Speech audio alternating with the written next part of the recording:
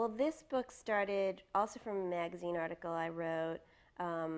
That was I had been writing about sort of development of new drugs for a while for magazines, and a lot of my sources had mentioned to me that obviously for each new drug.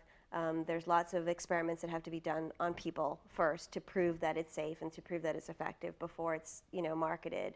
Um, so, so that's a big industry, the clinical trials industry, and those experiments are called clinical trials. And my sources were talking about how a lot of clinical trials that were not possible in the United States were being exported to poorer countries. And they just sort of suspected this. They had heard about this sort of anecdotally, and they thought, and they were troubled by that. They thought, well, maybe there isn't enough oversight, and maybe these are experiments that couldn't be done here, and so that therefore they're taking them abroad. And so I thought that was kind of interesting. I started digging around, and in fact, I did find that there was a class action suit pending against Pfizer, which is a major drug company here in the States, for an experiment they had done in Nigeria on Nigerian children suffering a meningitis epidemic, and this was in the 1990s. So that class action suit was sort of wending its way through the courts, and I wrote an article about it. In the course of writing that article, just encountered a huge amount of material, because this is a topic that touches on so many issues that are that I'm fascinated by. Ethics between the doctor and patient, inequality between societies where they're poor, they have less health care than us, and therefore we're putting our experiments there because we don't want them. So there's just lots of different issues in this topic that interested me. So I spent about 3 years reporting for that book. I did most of my reporting in South Africa and India for that project, and I talked to lots of clinicians, regulators, ethicists, patients, all the people who are actually involved in doing these experiments. So it really was going on the ground. I didn't come from sort of a top-down approach. My approach was to go right from the bottom and look at how are these experiments being conducted on the ground. And that formed sort of the bulk of the book. And around that, I look at the context. What is pushing drug companies to take their experiments overseas, and it is a push and pull where drug companies are looking for each drug they approve that they try to develop, they need 4,000 patients enrolled in clinical trials.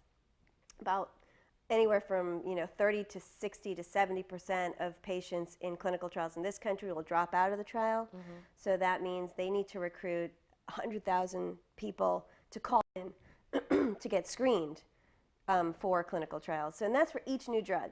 And when you consider that 90% of drugs that are developed fail to get marketing approval, so so that means all those experiments where you're dying, 9 out of 10, they're not even going to make any money by selling the drug. So it's really a huge, huge number of people who they need to come in to take these experimental drugs and be in these trials.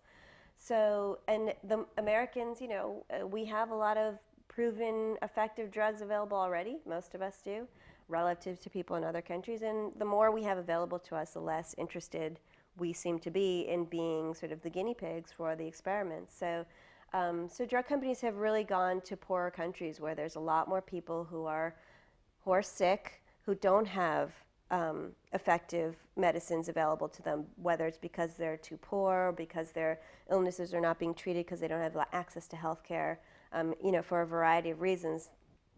They are more willing to sign up to be in these clinical trials. So where here, half the people who you enroll in a trial will drop out of the trial. You won't get any data from them.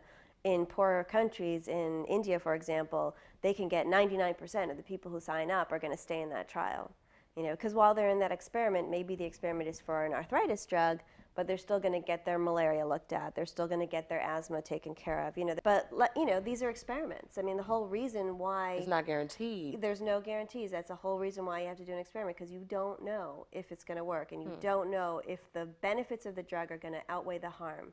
You don't know that yet. Exactly. So so to say that they get a benefit out of it because they're trying these experimental drugs, well, you can maybe say that on like in a general way, over time, over thousands of experiments. But we don't know maybe. what damage has been done inside to the Exactly, liver, exactly. all those types of And you things. don't know for any one individual person that the benefits are gonna outweigh the risks. I mean, During my reporting, because I didn't have, my approach wasn't top down. I didn't go in through the front door of Pfizer and go to their press office and say, this is the story I'm doing, help me out. I went directly to the experiments that are happening on the ground. So I sort of circumvented that whole, that whole sort of gatekeeping that would have happened if I went through, the drug companies and the companies that are actually conducting the experiments themselves. Once I found, it was very difficult to find information because companies are very secretive about all this. I'm sure. They are not promoting like we're doing this experiment in this place and these are who we're talking to. So you really have to ferret out that information. But once I got some leads, actually getting people to talk to me once I knew where the experiments were happening was not that difficult. The trick was finding the information first.